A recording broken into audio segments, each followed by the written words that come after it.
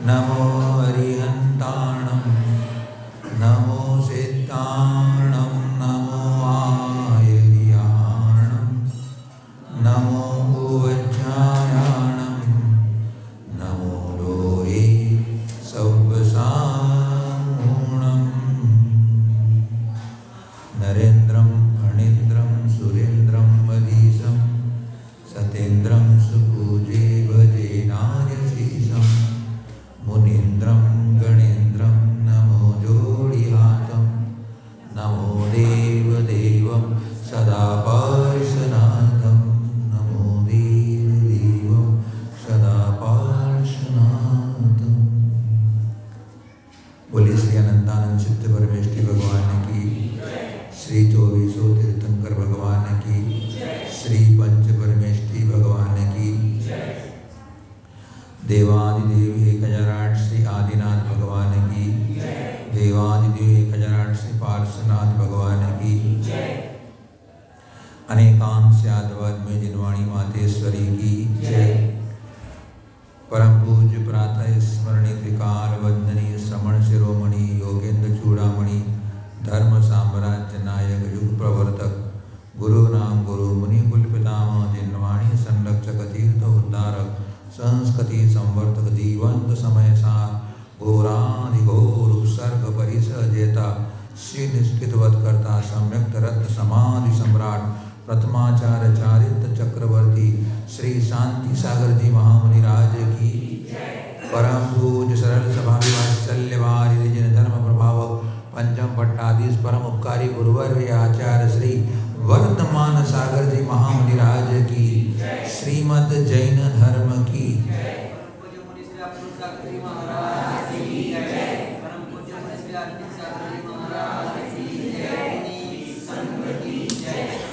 तज्जयति परम ज्योति समं समस्तैरनंत पर्यायै दर्पणतलैव सकला प्रतिफलति पदार्थमालिका यत्र।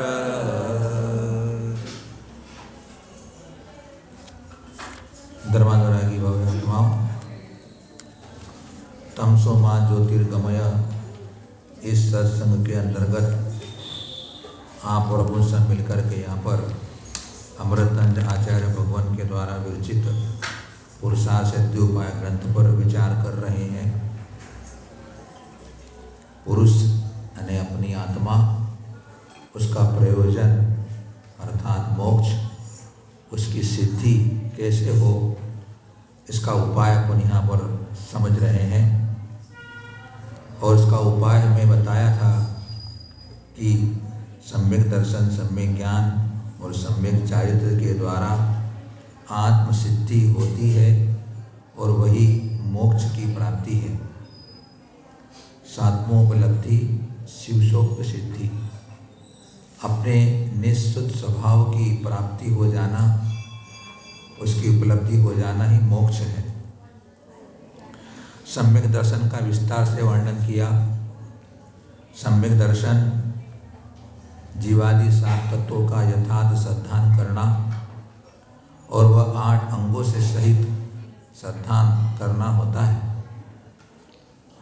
उसके बाद में कल प्रेरणा दी थी हमें आचार्य भगवंत ने कि हमें सम्यक ज्ञान की उपासना करनी चाहिए। सम्यक दर्शन होने के बाद सम्यक ज्ञान की आराधना उपासना करना चाहिए, उसका अभ्यास करना चाहिए, क्योंकि पुरुष का तीसरा नेत्र ज्ञान ही है। पुरुष का तीसरा नेत्र ज्ञान ही है। अन्य गतियों में सब होने के बाद भी पुरुषों के या मनुष्यों में एक विशिष्ट प्रकार के ज्ञान की उपलब्धि होती है। पशुओं और मनुष्यों में इतना ही तो अंतर है कि पुरुषों के पास या मनुष्यों के पास विवेक होता है, विशिष्ट ज्ञान होता है। बाकी चारों संज्ञाएं तो चारों गति के जीवों को लगी हुई है, लेकिन मनुष्य गति में हम ज्ञान की आराधना विशेष प्रकार से कर सकते हैं। नीतिकार भी कहते हैं कि ज्ञानेन पुरुषाम सकलार्थ सिद्धि, ज्ञान के द्वारा संपूर्ण पदार्थों की सिद्धि होती है, संपूर्ण अर्थ की सिद्धि होती है। और अर्थ 4 होते हैं, धर्म, अर्थ, काम और मोक्ष।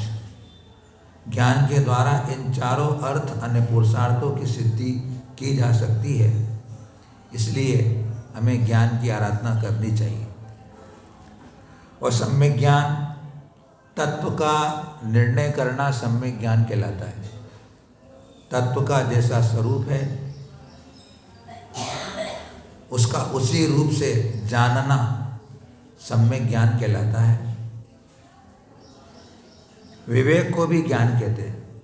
सम्यक ज्ञान का मतलब विवेक, अर्थात जो जैसा है उसको वैसा ही जाने, सत्य को सत्य, असत्य को असत्य, यथार्थ को यथार्थ, अयथार्थ को अयथार्थ,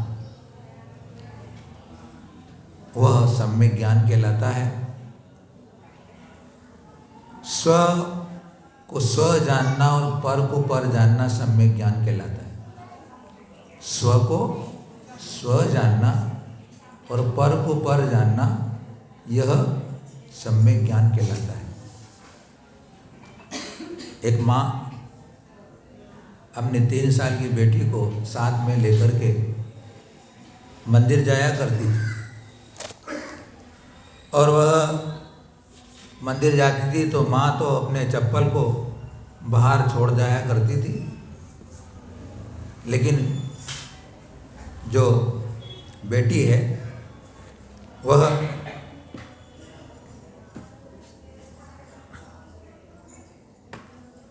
अपने चप्पल तो बाहर उतार देती थी। बेटी छोटी बच्ची 3 साल की, लेकिन अपनी माँ के चप्पल अपने साथ में लेकर के रख लेती थी। तो कुछ लोगों ने वहाँ देखा कि बेटे तुम चप्पल मंदिर में ले आए हो, तुम्हारे चप्पल को बोले तुम बाहर उतार के आओ। बोले नहीं, ये चप्पल मेरे नहीं, मेरी माँ के चप्पल हैं। बोले ये चप्पल मेरे नहीं है, मेरी माँ के चप्पल हैं। तो इस प्रसंग से यह हम कहना चाहते हैं कि इस प्रकार 3 साल की बालिका को भी यह मालूम है कि ये चप्पल मेरी नहीं है, मेरी माँ की चप्पल है। उसी प्रकार हमें भी ज्ञान होना चाहिए कि मेरा अपना क्या है और पर क्या है। सिद्धों में जो कुछ भी नहीं है वह सब पर है। अब अपने को समझना है उस कथानक के माध्यम से कि सिद्धों में जो नहीं है वह सब पर है। वो कर्म की धरोहर है। जो सिद्धों में है वो अपनी चीज है। अपनों को सपर का ज्ञान करना है ना। सिद्धों में जो नहीं है वह सब पर, और जो अपने पास है उसका कर्म की धरोहर है। वर्तमान में हम दृष्टिपात करेंगे तो अपने पास जो है कर्म की धरोहर है और वो अपनी चीज नहीं है। अतः अपनी चीज को संभाल के रखना है और पर की चीज को संभाल नहीं करना है। अपना स्वभाव जो है साम्य स्वभाव है, ज्ञाता दृष्टा स्वभाव है, उसी को संभालना है क्योंकि वो अपनी चीज है। बाकी जितने भी कर्म निमित्तक जो भी अपने पास संयोग है, शरीर हो, रागादिक भाव हो, बाहर के जो भी सुख साधन हो, वो सब पर है। कुटुंब हो, स्त्री हो, धन हो, संपदा हो, यश हो, वो सब पर है। उस पर ज़्यादा संभाल नहीं करना, उनको उतना संभालना नहीं। अपना जो स्वभाव है उसे संभालना ही हमारे लिए स्व पर का ज्ञान, सम्यक ज्ञान नाम पाएगा।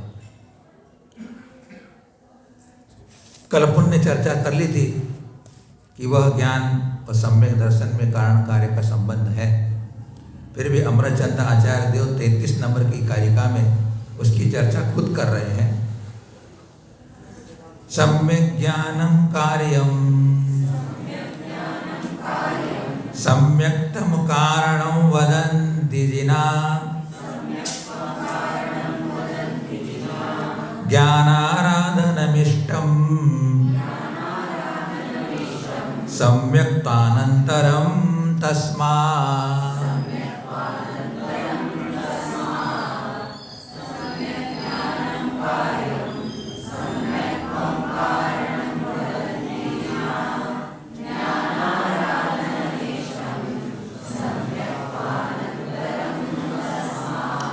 जिना, जिनेन्द्र भगवान सम्यक्तम कारणम, सम्यक दर्शन को कारण और सम्यक ज्ञानम कार्यम, सम्यक ज्ञान को कार्य वदंती कहते। जिनेन्द्र भगवान सम्यक अर्थात सम्यक दर्शन को कारण और सम्यक ज्ञान को कार्य कहते हैं।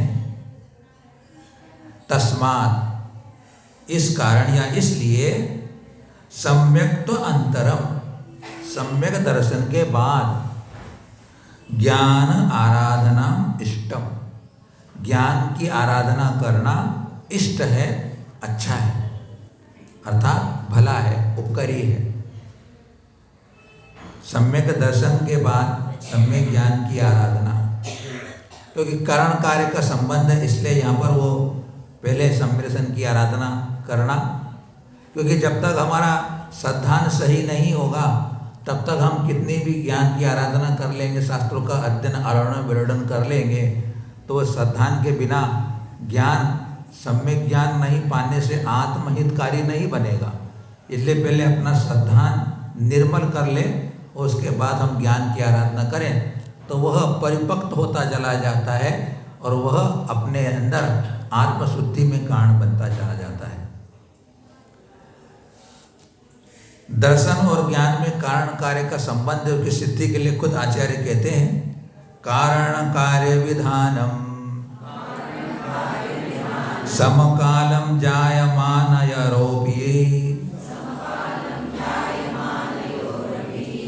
दीप प्रकाशयोरव्य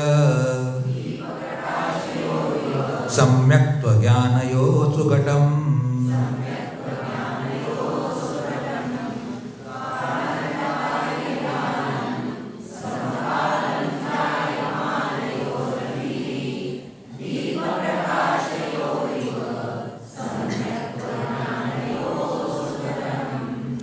निश्चय से है, निश्चय से है। समकालम, समान समय, किनका? सम्यक दर्शन और सम्यक ज्ञान दोनों का समान समय पर जायमानम, उत्पन्न होने पर भी, सम्यक दर्शन और सम्यक ज्ञान दोनों एक साथ होने पर भी दीपक प्रकाशयोः इव, दीपक और प्रकाश की तरह उनमें कारण कार्य विधानम सुघटनम, कारण और कार्य की जो विधि है वह भली प्रकार से घटित होती है। युगपत होते ही दीपक प्रकाशते होई, सम्यक दर्शन होने के साथ ही ज्ञान, सम्यक ज्ञान बनने को प्राप्त हो जाता है। जैसे आप लोगों को विदित ही है कि इंद्रभूति गौतम गणधर, इंद्रभूति जब ब्राह्मण की पर्याय में थे, ब्राह्मण थे, सारे वेद वेदांतों को जानने वाले थे, उस समय उनका जितना भी वो ज्ञान था मिथ्या ज्ञान था। लेकिन जैसे ही उन्हें सम्यक दर्शन की प्राप्ति होती है, उस समय उनका सारा का सारा ज्ञान सम्यक ज्ञान पाने को प्राप्त हो जाता है, सम्यक दृष्टि होने के बाद। और उसके बाद उनके अंदर विशुद्धि बढ़ती है और वे संयम को धारण कर लेते हैं।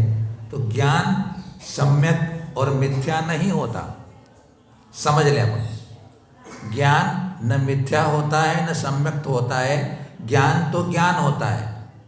ज्ञान में सम्यक और मिथ्यापने का जो व्यवहार होता है वो पात्र भेद से होता है, स्वामी के भेद से होता है। अर्थात सम्यक दृष्टि का ज्ञान सम्यक ज्ञान, मिथ्या दृष्टि का ज्ञान मिथ्या ज्ञान। ज्ञान मिथ्या सम्यक नहीं होते, स्वामी से ज्ञान तो ज्ञान है। जो ज्ञान की परिभाषा जीवकांड में बताते हैं कि तीनों काल की पर्यायों को जो जानता है उसे ज्ञान कहते हैं। जानना इसका स्वभाव है, वो ज्ञान कहते हैं। तो ज्ञान का काम तो स्वभाव जानना होता है, मिथ्या जानना, सम्यक जानना है स्वामी के भेद से। उदाहरण के तौर पर बताते हैं आचार्य भगवत, दूध होता अपना होता है, अगर स्वच्छ पात्र में रखा हुआ होता है तो स्वादिष्ट भी रहता है और अच्छा रहता है। अगर उसी दूध को अगर हम कड़वी तुंबड़ी के पात्र में रख दें, तुंबड़ी होता है, तुम्बी होती है जो उसका स्वभाव कड़वा होता है, तुम्बी जो आपके नाम से लौकिक आकार की होती है, भोपला ऐसी होती है, उसको तुम भी बोलते हैं। हाँ हाँ, गोल गोल रंग की होती है, वो गोल आकार की होती है। उसमें अगर बर्तन में अगर दूध को डाल दे तो वह दूध कड़वा हो जाता है। दूध तो दूध था, अगर पात्र खराब था, कड़वा था, तो दूध भी कड़वा हो गया, और पात्र अच्छा था तो दूध स्वच्छ रहा, स्वादिष्ट रहा। इसी प्रकार ज्ञान न सम्यक होता है न मिथ्या होता है। पात्र के भेद से मिथ्या और सम्यक का व्यवहार होता है। इसलिए सम्यक दृष्टि हुआ, उसका सारा ज्ञान सम्यक दर्शन को प्राप्त हो जाता है। और उदाहरण क्या दिया उन्होंने, दीपक प्रकाशयोग। दीपक के प्रज्वलित होते ही प्रकाश हो जाता है। अभी बादल है, सूर्य ढका हुआ है, जैसे सूर्य हटता है और बादल हटते हैं तो प्रकाश और प्रताप एक साथ हो जाते हैं। प्रकाश और प्रताप, गर्मी भी एकदम हो जाती है और प्रकाश भी हो जाता है, एक साथ हो जाते हैं। उसी प्रकार दीपक के जलने के साथ अंधकार दूर हो जाता है। ऐसे ही सम्यक दर्शन के होने के साथ ज्ञान, सम्यक ज्ञान बनने को प्राप्त हो जाता है। इसलिए युक्ति दी, उदाहरण दिया कि यह सुघटित होता है। काल का भेद नहीं है कि सम्यक दर्शन होने के बाद फिर ज्ञान होगा, ऐसा नहीं है। सारा का सारा ज्ञान सम्यक पने को प्राप्त हो जाता है। अब खुद आचार्य वो सम्यक ज्ञान क्या चीज है, उसका स्वरूप खुद आचार्य अमरचंद्र देव बताते हैं अपने को। कर्तव्यो अध्यवसाय सदनेकांतात्मकेषु तत्वेषु संशय विपर्यानद्धय वैसाय विविक्तमात्मरूपं तद।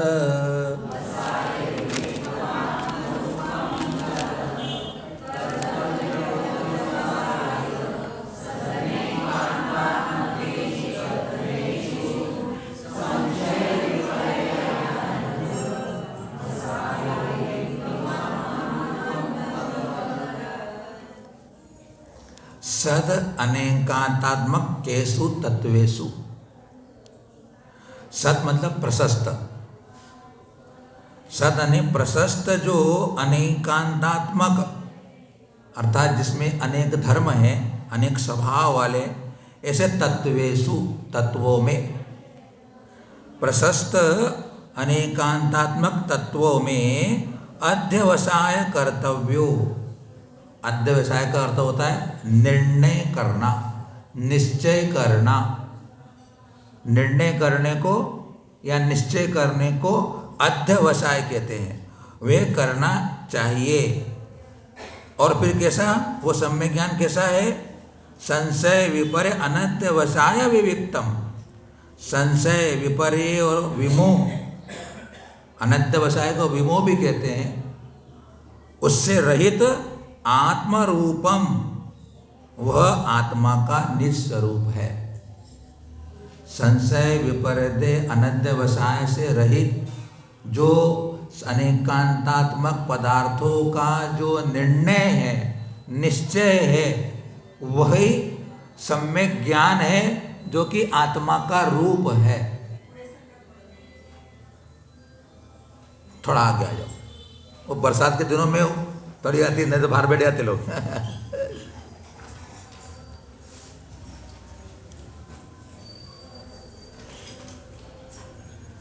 अनेकात्मक जिसमें अनेक धर्म है, ऐसे पदार्थों का ज्ञान हमें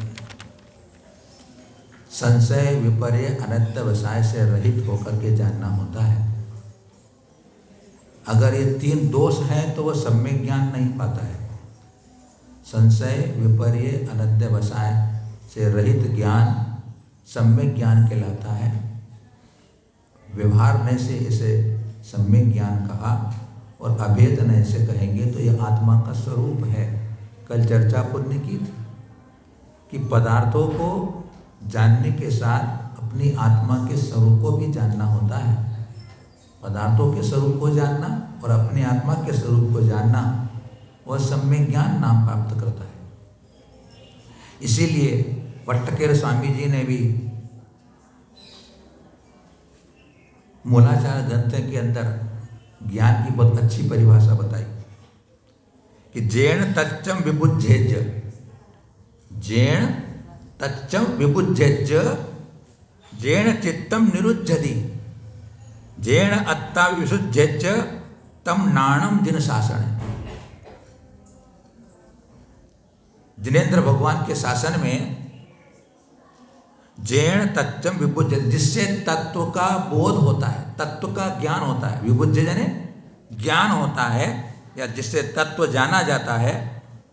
और जैन तत्वम विरुद्धति, जिससे चित्त ने मन निरुद्ध होता है, मन निरुद्ध होता है। और जैन अत्ता विबुद्धेच, और जिससे आत्मा का ज्ञान होता है। अत्ता ने आत्मा, जिससे आत्मा विशुद्ध होता है, निर्मल होता है, वितरागता बढ़ती है, तम नाणम, वो सम्यक ज्ञान कहलाता है। क्या कहा? तत्व का बोध होता है। अगर तत्व का मतलब यथार्थ स्वरूप, यथार्थ स्वभाव वस्तु का जैसा है, वस्तु की बात करें तो अपन मत प्रधानता से बात करें तो अपन तो अपनी आत्मा की बात करें कि मुझे मेरा आत्मा का स्वभाव कैसा है, तत्व कैसा है मेरा, और अतत्व कौन सा है जो कि मेरी आत्मा में नहीं है, उसका यथार्थ ज्ञान हो जाना सम्यक ज्ञान कहलाता है। चित्त रुखे, सम्यक ज्ञान की आराधना करने पर चित्त की एकाग्रता हो जाती है, विषयों में प्रवृत्त नहीं होता है, चंचलता रुक जाती इंद्रिय प्रवृत्तियों की, क्योंकि वह किसी एक विषय पर, अपने विषय पर चिंतन करता है, उस पर ज्ञान करता है, तो चित्त अब विभावों में नहीं जाता है, विकारों में नहीं जाता है, चित्त एकाग्र हो जाता है। वही ज्ञान है। अगर वो ज्ञान मन को एकाग्र न करे तो ज्ञान नाम नहीं पाता है। और फिर आत्मा की शुद्धि होती है, आत्मा की विशुद्धि होती है, वितरागता बढ़ती है, विभावों की कमी हो जाती है, वही ज्ञान सम्यक ज्ञान नाम पाता है। संतुष्टि नहीं, उनको तो और खुलासा कर दे। जैन रागा विरज्यच, जैन रागा विरज्यच, जैन श्रेयसु रज्जति, जैन मित्तिम प्रभवेज्ज तम नाणम जिन शासन। जिससे राग का निरोध होता है, जिससे जैन रागा विरज्यच, जिससे राग का निरोध होता है। और जैन शेषेषु रज्जति, शेषुन श्रेयस में जिसका राग होता है। सम्यक ज्ञान कौन सा है? जिसका कि राग से वह विरक्त होता है, राग से वह उदासीन होता है। और श्रेयस ने आत्महित में या मोक्ष में जिसका राग पैदा होता है। बताइए आप, मोक्ष का राग भी हमारे लिए सम्यक ज्ञान का नाम पा रहा है। जब तक हमें मोक्ष से राग नहीं होगा तब तक मोक्ष के प्रति हमारी जो इच्छा होनी चाहिए प्राप्त करने की, ललक होनी चाहिए, वो प्राप्त नहीं होगी। तो सम्यक ज्ञान की आराधना करने से मोक्ष के प्रति हमारा राग पैदा होता है। और मित्तिम पहोवेज्ज, मैत्री का भाव प्रकट होता है, अर्थात द्वेष भाव दूर हो जाता है। आत्मा के मोक्ष के प्रति राग और सबके प्रति द्वेष भाव का अभाव, मैत्री, सत्वेषु मैत्री, प्राणी मात्र के प्रति मैत्री का भाव हो जाता है। वही जिन शासन में राग कहा, जिन शासन में ज्ञान कहा गया है। जिनेन्द्र भगवान ने उसे सम्यक ज्ञान कहा कि जिसे मैत्री का भाव हो जाए। हमारे को अगर तत्व ज्ञान हुआ है और अगर मेरा शत्रु मुझे दिख जाए, मेरा बैरी दिख जाए, उस समय भी मैं विचार करूं कि कौन किसका शत्रु, कौन किसका मित्र, कौन किसका अहितकारी, कौन किसका उपकारी। सब अपने अपने स्वरूप के, अपने अपने स्वतंत्र सत्ता को लिए हुए द्रव्य हैं। मैं किसका बड़ा बुरा कर सकता हूँ, उस समय विचार आता है तो मेरा वो ज्ञान सम्यक ज्ञान काम प्राप्त करता है। मैंने तत्व ज्ञान किया, शास्त्र का अध्ययन किया, स्वपर को जाना, वस्तु स्वरूप को जाना, और जब प्रसंग आया उस समय मैंने उसका प्रयोग नहीं किया तो फिर वो सम्यक ज्ञान कैसे प्राप्त हो जाएगा? सम्यक ज्ञान का नाम कैसे पाएगा? सम्यक ज्ञान का मतलब क्या है कि जो राग से मुझे दूर करे। जब वस्तु के प्रति मुझे राग आ रहा है उस समय मैं वस्तु स्वरूप का विचार करूं कि राग ने तो मुझे आज तक जलाया है, इन विषयों से प्रवृत्ति करके तो मैं अनंत काल का भागी बना हुआ हूँ, दुख का पात्र बना हुआ हूँ। फिर तू उसी में प्रवृत्ति कर रहा है, तू उसी में राग कर रहा है, उसी की इच्छा कर रहा है, तो फिर तेरा वो शास्त्र का ज्ञान क्या काम का। कहते हैं कि ज्ञान अगर प्रयोगशाला में प्रयुक्त हो जाता है तो विज्ञान नाम पाता है। ज्ञान प्रयोगशाला में प्रयुक्त हो जाता है इसलिए विज्ञान नाम पाता है। भेद ज्ञान होना अलग बात है, वेद विज्ञान होना अलग बात है। थोड़ा सोचने की बात। अविरत सम्यक दृष्टि को भेद ज्ञान तो हो जाता है, कहने में प्रचलन में आता है कि भेद विज्ञान हो जाता है, लेकिन भेद ज्ञान हो जाता है। भेद विज्ञान तो रत्नत्रय की आराधना करने पर होता है, अंतर ज्यादा नहीं है। सुनने में सबको बार बार ही आता है भेद विज्ञान हो जाता है, सामान्य से कथन करने में कोई बाधा नहीं है। विज्ञान का मतलब ये है कि जो प्रयोगशाला में प्रयोग कर लिया गया, ज्ञान का फल चारित्र है। ज्ञान का फल चारित्र है कि मैंने जब हे उपाधि को जान लिया, पाप त्याज्य है, विषय कषाय त्याज्य है, और रागादिक भाव मेरे अहित करने वाले मेरे स्वभाव से भिन्न सर्वथा है। जब मेरे यथार्थ श्रद्धान के साथ ज्ञान किया तो मैं उसको छोड़ता हूँ, उनका मैं त्याग करता हूँ, तो विज्ञान नाम पाता है। साम्य भाव आ जाना विज्ञान नाम पा जाता है। ज्ञान जब साम्यता को प्राप्त हो जाता है तब वह विज्ञान नाम पाता है। और विज्ञान नाम का मतलब है कि मेरे आत्मा में उसका प्रयोग हो गया, मैंने सामता शांति रख ली। प्रतिकूलता में तीव्र कर्मोदय में भी मैं सावधान रह रहा हूँ। ओ क्या कर रहा है, फिर विवाह में पर में जा रहा है, फिर पर को अपना मान रहा है, तो क्या कर रहा है। ऐसा अपने को संबोधन हो जाए, स्व को संबोधन हो जाए, वह सम्यक ज्ञान नाम प्राप्त करता है। शास्त्र का ज्ञान करने से क्या होता है, छटाक भर की जबान हिलाने में कोई तकलीफ थोड़ी होती है। छटाक भर की जबान बुलाने में तकलीफ नहीं होती है, आधा किलो का माथा हिलाने में तकलीफ पड़ती है। यूँ तो लोग हिला देते हैं, ऐसी बात नहीं है। तो भैया ज्ञान वही होगा जो कि मेरे लिए समता को उत्पन्न करने वाला हो। मैंने शास्त्र पढ़ा, श्रद्धान किया, और समय आने पर मैं शरीर के प्रति मेरा राग आ रहा है, उस समय में विचार करूं, ठीक है, जितनी सामर्थ्य होगी, जितनी शक्ति होगी, उतना ही हम अपने अंदर साम्यता लाएंगे। लेकिन उस समय विचार तो आ जाना चाहिए कि मैंने शास्त्र पढ़े हैं, शास्त्र का अध्ययन किया है, वस्तु स्वरूप को समझा है, इस समय मैं अपने अंदर सावधान रहूं। अवेयरनेस कहते हैं इसको। सम्यक ज्ञान का मतलब क्या है, अवेयरनेस, सावधानी। इसलिए लिखा था ना, सावधानी हटी दुर्घटना घटी। सम्यक ज्ञान का मतलब सावधानी, जागृत है, वो अंदर से जगा हुआ है, ज्ञान का दीपक जला हुआ है उसके अंदर। ज्ञान का दीपक जला हुआ होता है, वह गड्ढे में नहीं गिरता है। हाथ में लालटेन लेके चले और गड्ढे में गिर जाए तो लालटेन क्या काम का। लालटेन लेके चले अपन, अंधेरे का समय, शिखर दी जा रहे हैं, फिर भी कांटे में गिर रहे, कंकरों में गिर रहे, गड्ढे में गिर रहे हैं, तो लालटेन क्या काम का फिर वो। लालटेन तो वो है, गड्ढे में गिरने से बच जाए तो वो लालटेन काम का है। ज्ञान, सम्यक ज्ञान तो हो जाना सामान्य बात नहीं, बहुत हो जाता है सामान्य ज्ञान, सम्यक ज्ञान, लेकिन उसको मैं अपने जीवन में यथाशक्ति उपयोग करता हूँ तो वह सम्यक ज्ञान मेरे मोक्ष की प्राप्ति में सहयोगी बनता है। तो यहाँ 3 बातें बताई थी कि वह सम्यक ज्ञान संशय, विपर्य, अनध्यवसाय से रहित होना चाहिए। अब उन पहले इन तीनों का स्वरूप समझ लें, जिससे कि अपने को तत्व का निर्णय करने में तकलीफ नहीं होगी। सब परिचित शब्द आप लोगों की, ऐसी बात नहीं है।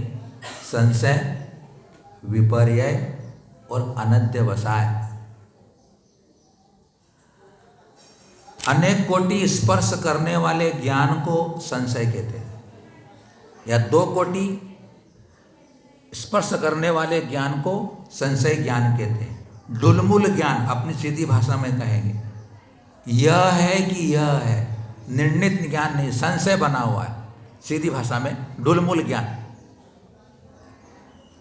सीप है कि चांदी है, उदाहरण के दौर में कहते हैं सीप है कि चांदी है, ऐसा संशय बन रहा है देख करके, ऐसा ज्ञान संशय ज्ञान कहलाता है।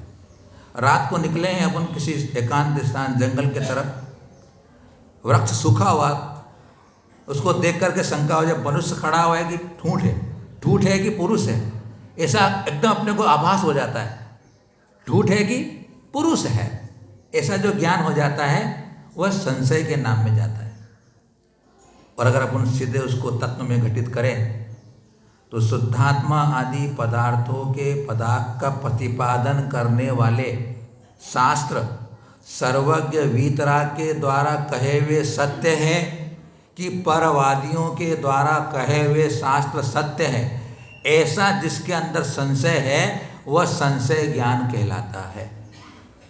या फिर अगर उसको और अपने जीवन के अंदर प्रयोग में करना हो तो मैं शरीर हूँ या जीव, मैं शरीर हूँ या जीव हूँ, ऐसा जो दोलायमान ज्ञान होता है उसे कहते हैं संशय ज्ञान।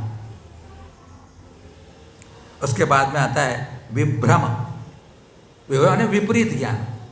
विपरीत ज्ञान को विभ्रम कहते हैं, अर्थात सीप को चांदी समझ लेना, सीप को चांदी समझना, विपर्य उल्टा मिथ्या, वह होता है विपर्य ज्ञान, जो कि सम्यक ज्ञान का दोष है, नहीं होना चाहिए सम्यक ज्ञान में। अर्थात यह शरीर ही आत्मा है, यह शरीर ही आत्मा है, इस प्रकार का ज्ञान विपर्य ज्ञान, विपरीत ज्ञान। उसके बाद में आता है अनध्यवसाय, अर्थात कुछ है, अनिर्णित ज्ञान। अनध्यवसाय को कहते हैं, उसका दूसरा नाम क्या है? विमोह। अनध्यवसाय का दूसरा नाम क्या है? विमोह, जिसमें निर्णय नहीं किया, कुछ है। अभी बरसात का समय चल रहा है, आप चल रहे हो, अचानक आपके पाँव में कुछ गीला गीला लगा, कुछ गीला गीला लगा, अब आपने क्या है निर्णय नहीं किया, आगे बढ़ गए। आपके पाँव में कुछ गड़ा और आप निर्णय नहीं किया, काटा है कि कांच है, ऐसा निर्णय नहीं कर पाए और आगे निकल गए। ऐसे ज्ञान को अनध्यवसाय कहते हैं, विमोह कहते हैं। कुछ है, निर्णय नहीं हुआ क्या है, एक में तो विपरीत निर्णय हो रहा है, एक में संशय रूप हो रहा है, एक में कुछ निर्णय ही नहीं हो रहा है। ऐसे ज्ञान को उन्होंने क्या कहा कि वह अनध्यवसाय है। अर्थात इसका शास्त्रों के अंदर देखते हैं तो बताते हैं कि एक दूसरे की अपेक्षा के धारक जो द्रव्यार्थिक और पर्यार्थिक दो नए हैं, उनके अनुसार द्रव्य गुण पर्याय आदि को नहीं जानना, यह कहलाता है अनध्यवसाय।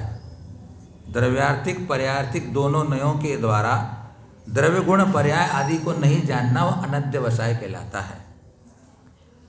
तो बंधुओं, अब इस दृष्टांत को, इस बात को समझने के लिए एक प्रेरक प्रसंग याद आ रहा है। एक सेठ जी ने 2 कुत्ते के पिल्ले खरीद लिए। 2 कुत्ते के पिल्ले, छोटे छोटे बच्चे, बड़े प्यारे थे, खरीद लिए उन्होंने। वो लेके जा रहे थे, रास्ते में 3 ठग मिले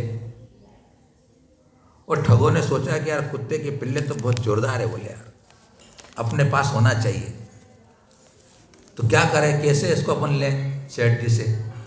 तो तीनों ने एक स्कीम बनाई,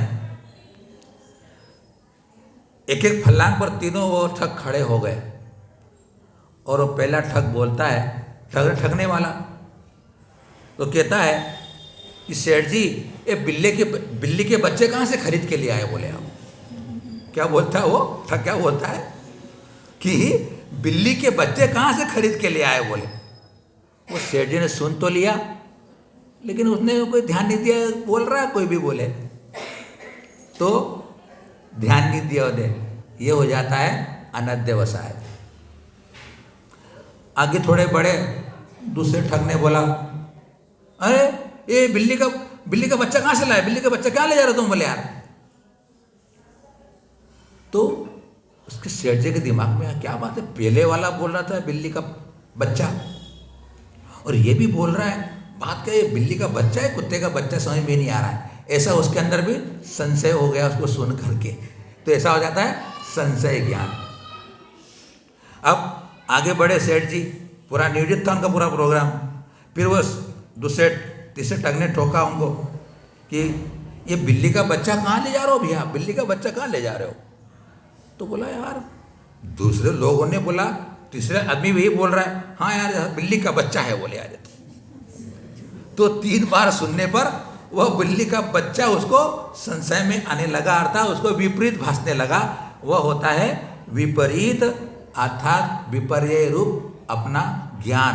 तो ऐसा हमारे अंदर निर्णय होना चाहिए कि वस्तु स्वरूप संशय विपर्य अनंतवसाय से रहित हो। इसलिए समंतभद्र आचार्य देव ने रत्नकर्ण साहुकाचार्य में सम्यक ज्ञान की परिभाषा के रूप में बहुत अच्छी बात कह दी कि अन्योन्य मनति रिक्तम याथा तत्थम विनात विपरीचा निसंदेह वेद यदाहुस ज्ञान मागमिन। आगम को जानने वाले गणधर भगवान कहते हैं कि जो ज्ञान पदार्थ को अन्यून न कम, अनतिरिक्तम न अधिक, याथा तथ्यम जैसा का तैसा, बिना च विपरीतात, विपरीतता से रहित, निसंदेहम, संदेह से रहित, ज्ञानम जानता है, वह ज्ञान कहलाता है। न अधिक न कम, जैसा का तैसा, विपरीतता से रहित, संशय से रहित, जो पदार्थ के स्वरूप को जानता है वह सम्यक ज्ञान गणधर भगवान उसे कहते हैं। अब उन इसके अंदर इन चारों बातों को समझते हैं, उदाहरण के माध्यम से विद्वान लोग इसको खुलासा करते हैं। 80 को 85 मानना, 80 को 85 मानना, ये अधिक ज्ञान हो गया। 80 को 85 मानना, 16 में 5 का गुणा करना कितने होते हैं तो मैं कुछ जानता नहीं हूँ, बोले 16 में 5 का गुणा किया, कुछ मैं जानता नहीं, उसको तो अनंत बसाया हो गया। 16 में 5 का गुणा बोले 90 होते हैं, बोले 16 में 5 का गुणा 90 होते हैं, तो यह क्या हो जाएगा, विपरीत ज्ञान हो जाएगा। 16 में 5 का गुणा किया 80 होते हैं या 90 होते हैं, ऐसा संशय ज्ञान हो जाता है। और 16 में 5 का गुणा किया 80 होते हैं, ये सम्यक ज्ञान हो जाता है। ये तो उदाहरण था। अब अपने को अपने जीवन में कहाँ गलती करते हैं समझना अपने को। आत्मा को आत्मा और शरीर को भी आत्मा मानना अधिक ज्ञान है। आत्मा को भी आत्मा और शरीर को भी आत्मा मानना यह अधिक ज्ञान है। अनतिरिक्तम कहना है ना, अधिक नहीं जानना है। आत्मा को आत्मा जानना और आत्मा शरीर को आत्मा जानना, यह हो जाता है अधिक ज्ञान।